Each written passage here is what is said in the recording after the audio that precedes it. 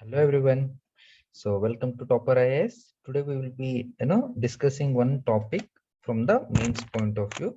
So this topic is discussed keeping in background one editorial, means one article in Hindu, which was discussing with respect to a just order in the society,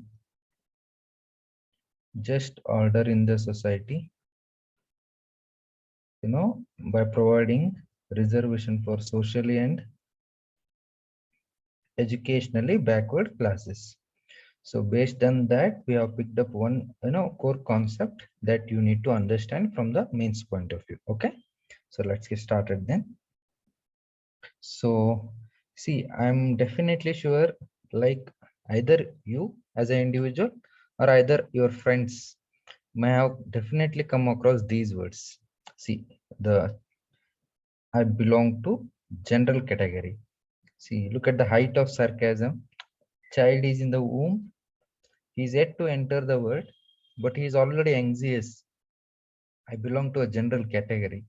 So I'm definitely, as I told you, so either you or you might be, I've heard these words, at least your friends speaking, that I belong to a general category. So if when you're trying for a government exams, so obviously you are, before you always look at your category. Okay. So what the question is, a few people go on to the extent of criticizing the government that reservation policy should be abolished. This is a call of the people. So are they really justified? So are they really justified in such comments? So we will see whether they are justified or not based on after this discussion. Okay. So affirmative action, there's a concept of affirmative action. So what this affirmative action mean is, it calls for taking actions in favor of certain sections of the society which are vulnerable. So which are vulnerable, or which are, vulnerable and marginalized, and those people who have been historically, those people who have been historically discriminated,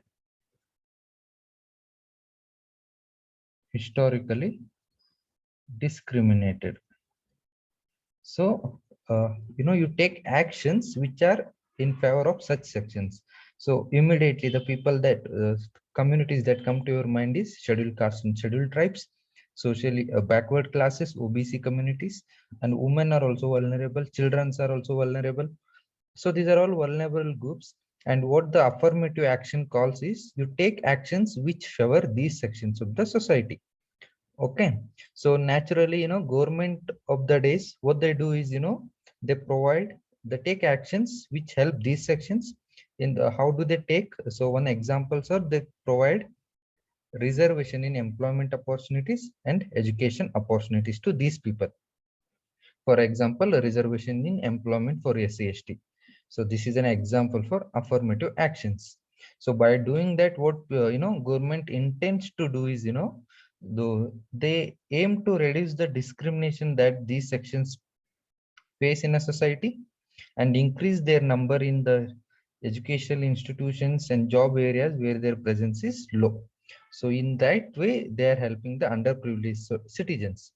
So there is a concept of affirmative actions which calls for taking actions in favor of historically discriminated or vulnerable groups, so that and one means of doing this by the government is, they provide them with the equality of opportunities by providing in education reservation, even in employment reservation, in jobs, government jobs. Okay. So this is how government takes affirmative actions, and our constitution provides for affirmative actions. The constitution of India provides for affirmative actions. We will know how it is, like, see, article 15 says, so part of right to equality, 14 to 18 you have. So 15 says states should not prohibit, there should be a prohibition of discrimination on the grounds of race, religion, caste, sex, or place of birth. So states should not discriminate people on the grounds of race, religion, caste, or sex, place of birth. But there is an exception within this article. So state can discriminate, in the sense state can treat some sections preferentially.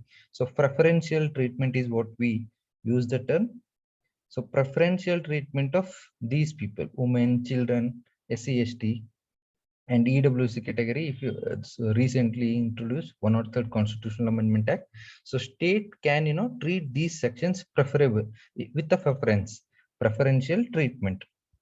So this is nothing but the affirmative action that is part of our constitution. One example, and one more example is Article 16. What it says is it talks about equal opportunities to all in matters of public employment. So state should not discriminate people on various grounds. Rather, it should give equal opportunity to all in the matters of public employment. But again, you see there is a clauses which says, state is allowed to provide reservation to a SC/ST in matters of promotion. Okay, as long as the state believes that SC/ST is not adequately represented in the government services.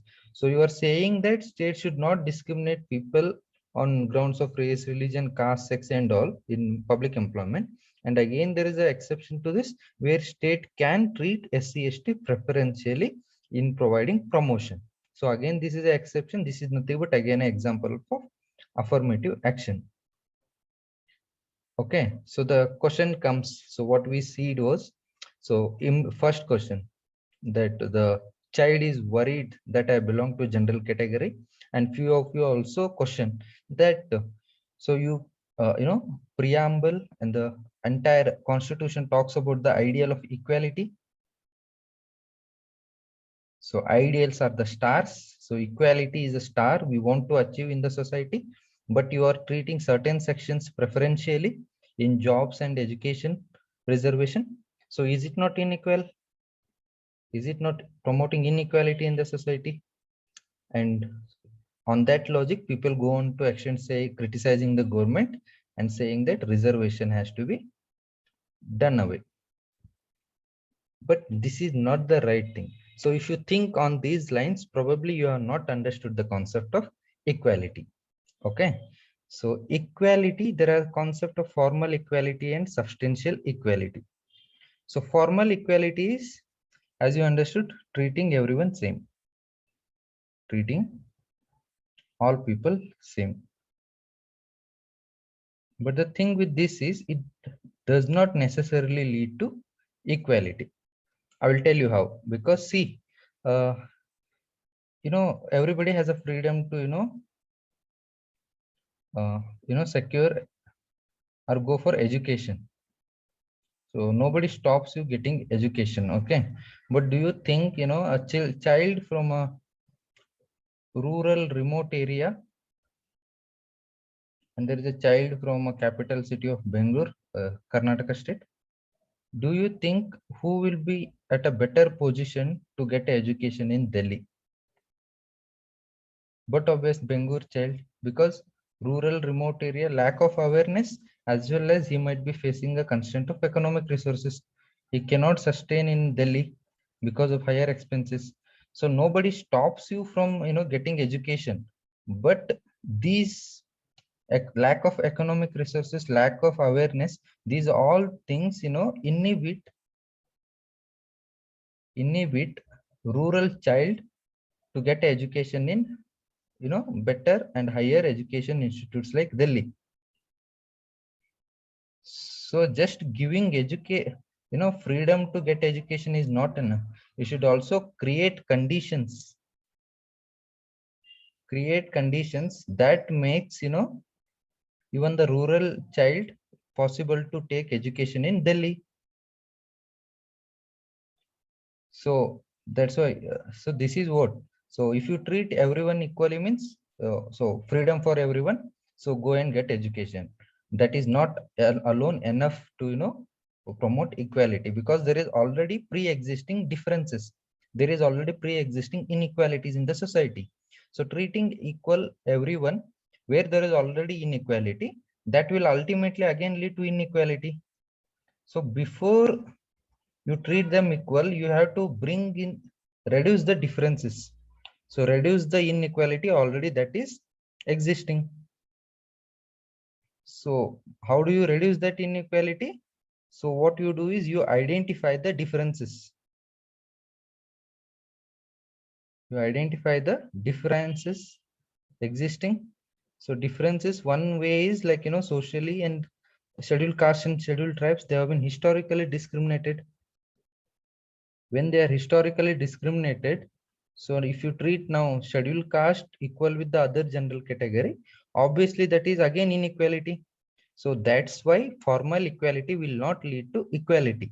Treating everyone does not necessarily lead to equality. So that's why we have the concept of substantial equality. So this equality recognizes the differences. So that's why you have so in order to provide equal opportunities for disadvantaged and marginal people and groups in the society. So that's why you are providing them reservation. That's why you are providing them reservation in jobs, reservation in education institutes. So that is what the substantive equality, and that is what the real meaning of equality.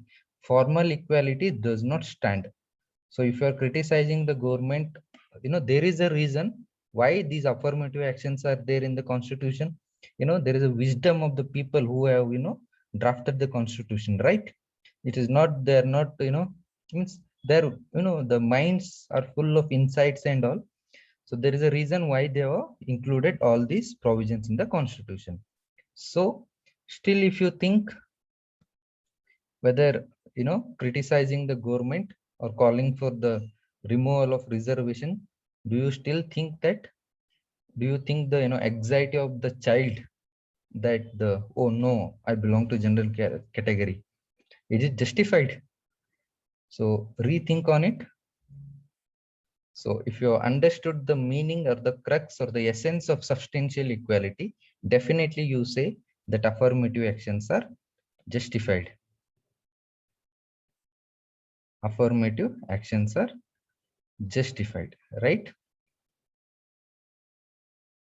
So you need to know the clear and have clear understanding of that, because reservation is a thing which will be always in news again and again. So you should know why reservation, you should know formal equality, substantial equality. So affirmative actions enable substantial equality. So how would the constitution ensures? A means of ensuring is providing reservation in education institutions and providing reservation in jobs. So these are the two means which ensure affirmative actions. So these affirmative actions helps us to achieve a ideal of equality that the preamble provides for. Got the point? So that's what it. So understand the concepts is very important. Okay. So that's it today. Thanks for listening. Have a good day. Thank you.